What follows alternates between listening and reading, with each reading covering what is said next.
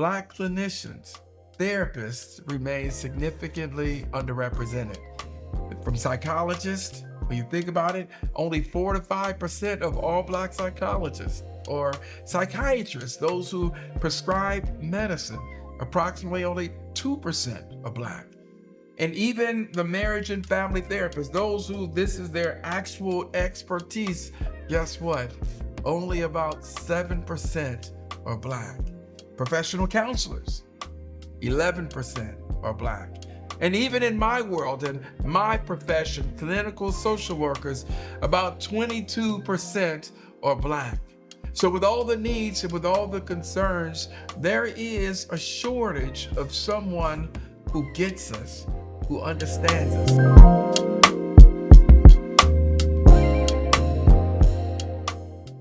Hi, I'm Dr. Gary Olwine. Have you ever went looking for a therapist? I mean, really trying to find someone who understood what you were going through or who, was of your culture, who kind of knew the family history, trying to find someone that you can have a conversation with and not really just kind of worry whether or not they actually get you? I'm going to have a conversation about finding the right kind of therapist, particularly Black therapists. And I want to start with some facts that we really just kind of take under consideration. So, despite the fact in the United States that African Americans are roughly 13 to 14% of the population, Black clinicians, therapists remain significantly underrepresented. From psychologists, when you think about it, only 4 to 5% of all Black psychologists or psychiatrists, those who prescribe medicine, approximately only 2% are Black. And even the marriage and family therapists, those who this is their actual expertise, guess what? Only about 7% are Black. Professional counselors, 11% are Black. And even in my world, in my profession, clinical social workers, about 22% are Black. So, with all the needs and with all the concerns, there is a shortage of someone who gets us, who understands us. But we have to begin to pause and look at the impact of that. Without finding someone who kind of shares that experience or that level of cultural competency, this is what happens when people become hesitant about going to therapy. This is why we'll see sometimes people will go to therapists even for the first time, and by the second or third session, we see the dropout rate. So we see that the mental health impact, the impact on family or even treatment outcomes and even community healing gets in the way when there's not enough of us out here to work. So I'm going to make an argument today. I'm going to make a case. I'm going to talk about why we need more therapists. And at the same time, I'm going to encourage you to continue to look and to continue to seek to find someone who can best meet your need. Now, I promise you that by the time this conversation is over with, I'm going to provide you with some service resources. I'm going to provide you with some locations on nationally and even here in the state of Georgia where you can begin to look. Because believe it or not, even with those low numbers, we're here and we are available to do the work. So it's an argument that we have to make. Now, someone might look at this and say, well, therapists are the therapists. People know we have to pause and look. And so, why do we need Black therapists? Because healing is not just clinical, healing is cultural, healing is relational, and healing is contextual. Representation in mental health care is not a luxury, it's a necessity. Seeing someone who looks like you and have a shared experience makes a big difference. Now, I'm just going to pause for a second because I remember they were interviewing Denzel Washington and from one of the movies, I think it was Fences, and they were talking to Denzel Washington about why it was so important to have a Black director. And this is related, trust me. And they asked him that, was it a necessity? And he said, well, when you think of some of the greatest mafia movies in the the Martin Scorsese and those playing, directing those movies, or Schindler's List, and a director who is of Jewish descent having that. He said that makes a difference because it's cultural. But the best example that he gave, which I think is very related to therapists, he says only a Black therapist would understand what Sunday morning, what it smells like of a hot comb burning through hair. And that's cultural. So Denzel made that argument. So I'm going to make that same argument that it's cultural. And so it's an argument that we have to take under consideration because Black men, even Black men, and there's an even greater shortage of us, only 2%, even in the psychology workforce. Black men are an absolute necessity because if we get it right, then here's where there's greater protection around treatment plans, greater protection around diagnosing. So Black male clinical social workers are exceptionally rare, right? Only about 2% of the total workforce in the United States. And so that group there who actually, and think about this, social workers provide the majority of counseling and therapy in this country, not the psychologists and not the psychiatrists. Who you're most likely to be referred to in your EAP is a clinical social worker or a licensed professional counselor. So there's some unique barriers that get in the way that we have to understand. The profession is often stigmatized when we don't see enough of us in here, and it's stigmatized in terms of even trying to make a case for getting more Black men into the counseling. It's looked at as a pink collar profession. That's right, because it's a world that tends to be dominated by women, which I think is beautiful. It's not a case for less or fewer women, but making a case for more Black men to pursue a degree because we need you. And we need we need your representation, because this is not about the optics, this is about the outcomes. So many Black clients, when they go, these are some of the things that they report when they are seeing someone who looks like them or have a shared experience with them. What do we see? They report that they feel a little bit more understood. They feel, and this is interesting, their feelings are culturally read, and that makes a big piece. Those who don't look like them run the risk of being culturally misunderstood, or they run the risk of being misread. They feel when that someone understands them and recognizes the condition that they're going through and not the risk of being pathologized. So feeling forced to explain their lived experience with someone who doesn't understand them can become difficult. Imagine a young man uh, going to therapy, and let's say he was court ordered and now he's in a therapy because he ran from the police, and now a therapist is trying to understand why he ran from the police. Imagine a young man trying to explain, I ran not because I did anything wrong, I ran because I'm afraid of the police. I ran because of the history of the association that we've had with law enforcement in my community. The fact that you have to explain that to someone who doesn't truly get it can become problematic.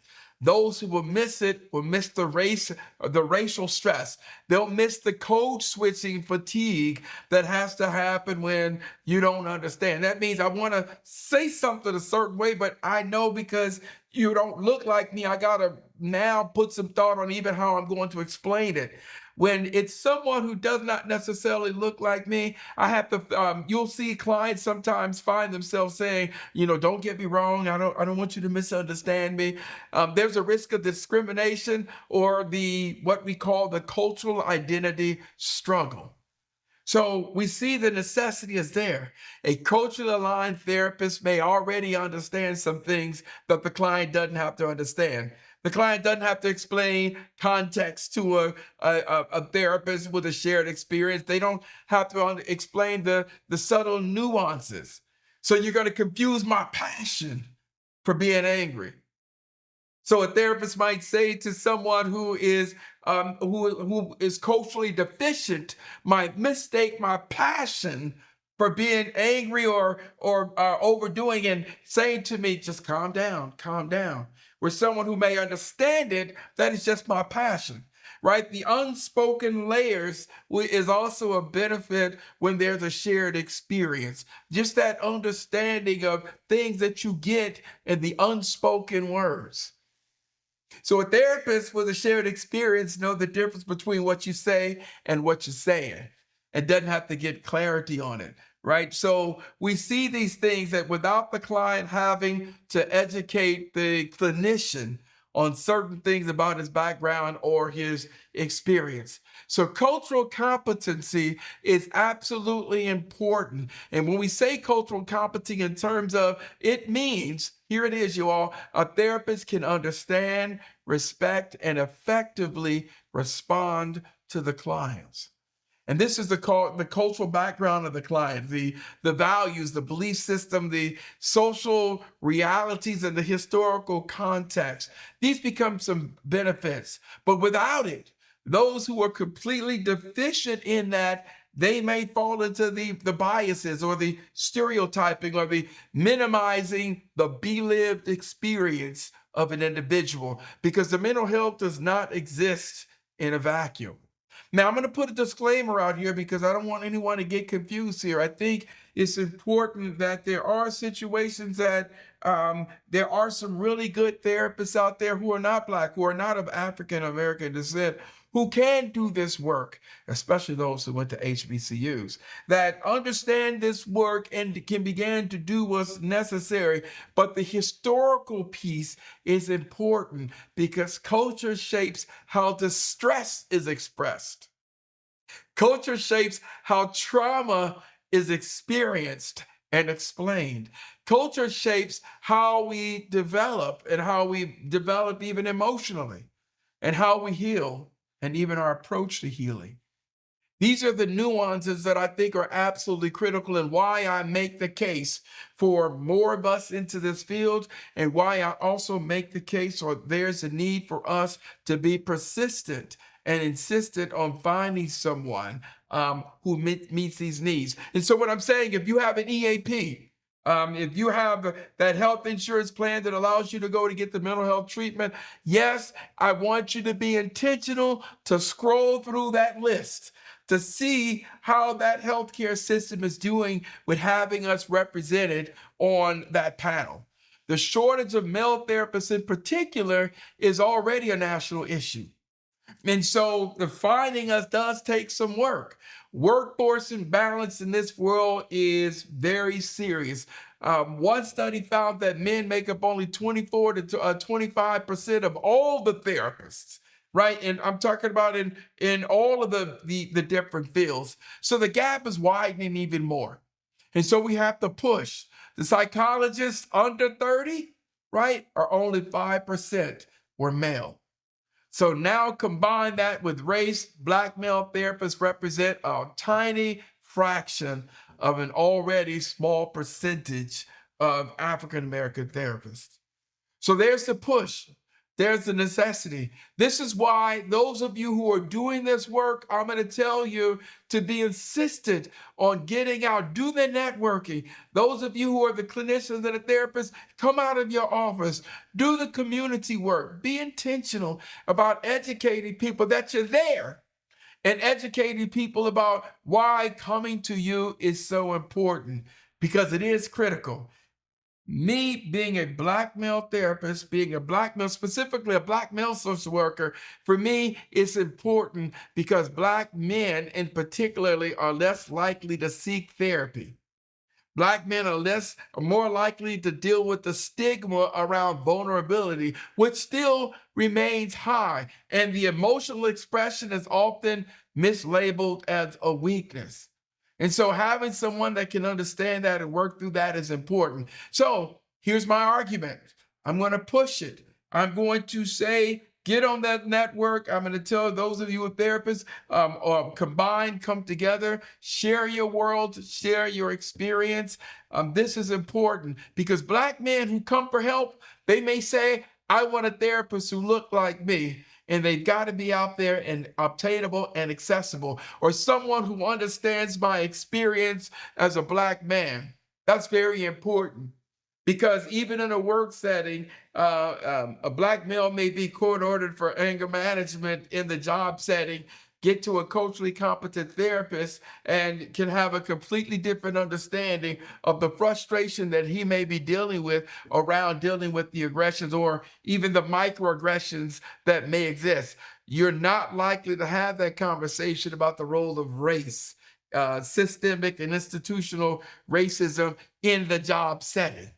And so we see those benefits. And again, you all, I'm going to put the disclaimer out there. I'm not saying just because you're not Black that you can't do this work as effective. I'm not making that as a case. I'm on the strength side saying that this is the benefit and why we have to be intentional on it. Representation can reduce the fear. It can reduce the mistrust. Representation can reduce the shame. And more importantly, the defense barriers. Some of you are in relationships with individuals right now that you know that they need to get the help. You know it, but yet they're hesitant. And the other challenge is it only takes one occasion where they have a bad experience with a therapist and they're not coming back. And so that means the first session is one of those things that becomes more important than anything because men will struggle with admitting that they're distressed.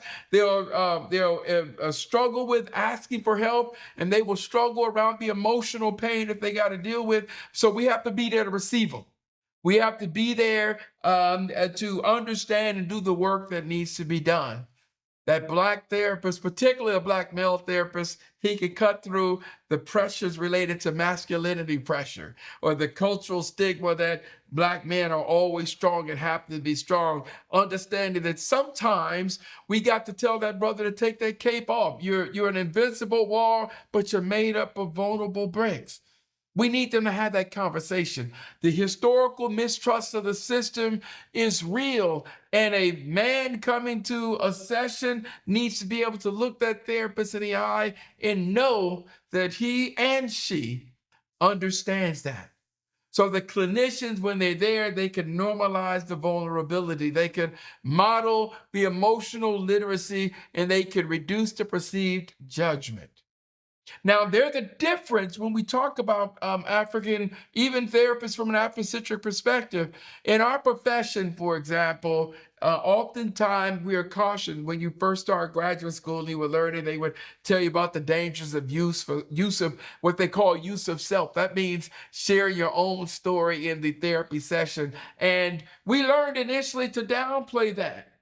But then when we began, for example, the teaching at Clark Atlanta University, we see it at Howard and others, but particularly at Clark Atlanta University in our clinical social work program, we are highlighting and we're teaching the effective use of self. That means saying that, yes, I do have a shared experience with you. And guess what? In the session, I get to bring that in and share it. There's no risk of colluding, but simply saying that I understand what you're talking about. I've been misjudged by police. I've been stopped by the police. Yes, I have the same fear you are. You know, those are things that when we say it, it adds the validity to the session. So I call this the look like me factor, right? So you go in and the look like me factor is the first thing that happens before the therapist. At the point of the handshaking, the look like me factor is in place. Not just the look like me factor, I'm gonna add at the shared experience factor, the thing that automatically comes in. So research does show that when the clients feel culturally understood, the engagement immediately, right? From the first session, the engagement improves. The trust, right? The amount of time it took to build trust, because that's one of the first things we learned in the first session and in grad school, the how to build rapport and all the things that they taught. But there's some things that you may not find in the history, in the textbooks. And that is the fact that someone enters the room and go, yeah, right then and there. Now I have to see if they're with the shared experience, we look alike, and we have that dialogue. Now the notion of starting out with making sure they get me, we get to take it off the table. If we do that, the dropout rates decrease. the outcomes began to improve because therapy does require psychological safety, emotional honesty, and relational trust. And so this is why we're going to push it. This is why I'm going to make the argument that we do this work. There's powerful organizations out there, right? I'm going to turn the corner right now because I don't want to leave this moment here with giving you all something, telling you where to go, right? So there's some organizations out there that are addressing the gap and that is doing it. So if you're looking for a therapist, I want you to log on to the Association of Black Psychologists. Look on. You'll be amazed at what you see. Go to the National Association of Black Social Workers, NABSW. You'll see the list in your particular state of all the Black men and all the Black women who are doing it through recruitment, mentorship, advocacy, and pipeline development. The list is in fact growing. These organizations are doing what needs to be done to get more of us in front of you, but there's still far more work to be done because the need is great. So here's what I want you to continue to do. I want you to look for the Black therapists. Here are some trusted places where I want you to go. Start with national directories. Did y'all know that there's really some national directories out there? There are therapy directories, particularly for Black men. The Association for Black Psychologists Directory. Let me say that again. The Association of Black Psychologists Directory. Boom, you did it. Black Mental Health Alliance. Boom, you did it. The Black Emotional and Mental Health Collective. Let me say that. The Black Emotional and Mental Health Collectives. Log on. You're going to find them. We're here. We are here. Psychology Today, when you began to look at it, they're talking about these organizations that have these therapists or these pipelines. And even in the state of Georgia, there's a great group. I love them. Y'all have to look them up. They're called the Counseling Brothers of Atlanta. Yep. The Counseling Brothers of Atlanta. You go on there, now you're going to be intentional, especially like you mothers that got them teenage boys and you're trying to find someone. I know because the organization I belong to, Let Us Make Man, we get the calls. My lodge, W.C. Thomas Lodge of the Prince Hall Mason, we get those calls. In my fraternity, Alpha Phi Alpha, we get those calls. We are always getting these calls for someone to provide the therapy or making it possible to get a young Black man in. And I'm telling you, these organizations are here. Growth Therapy, which are Black therapists in Georgia. I think it's Zeto Care, Black Therapists of Georgia. That's ZENCARE, Black Therapists in Georgia, and A Healing Paradigm. So these are some organizations that I'm telling you, if you're looking for therapists, I want you to continue to do that work. Now, if you go to my YouTube channel and you look, I'm having these conversations. Even on Tuesday evenings at 6 o'clock when I do the TikTok lives, I'm having these conversations. I'm bringing these therapists in because I am going to be intentional about exposing you and putting in front of you what you need. So let's get real. Underrepresentation is not just a workforce issue, it's a public health issue. Because without culturally competent care, misdiagnosis increases, mistrust deepens, treatment avoidance goes on the rise, and the suffering continues. So the untreated mental health challenges affect everybody, the family, the relationships, the emotional regulation, the community. It's on the job. So we need the Black therapists more than anything. We need the Black male therapists more than anything. We need the competent clinicians more than anything. And we need the pipeline of support more than anything. So if you're a student considering mental health, I'm going to tell you, the field needs you. If you're someone hesitant about therapy, the right therapist might change your life. So be intentional in this journey. I'm going to close with this simple argument that healing is deeply personal, but access to healing is systematic. And representation, on the other hand, in therapy is not about preference. I want to make sure we're very clear. Representation is not about preference. It's literally about the connection. It's literally about the safety and the outcomes. Because when people feel seen and heard, they open up. And when they feel understood, they begin to heal. This is Dr. Gary White, and this has been the Dr. Geo White Show, where healing meets truth. And so until next time, find a therapist who's right for you.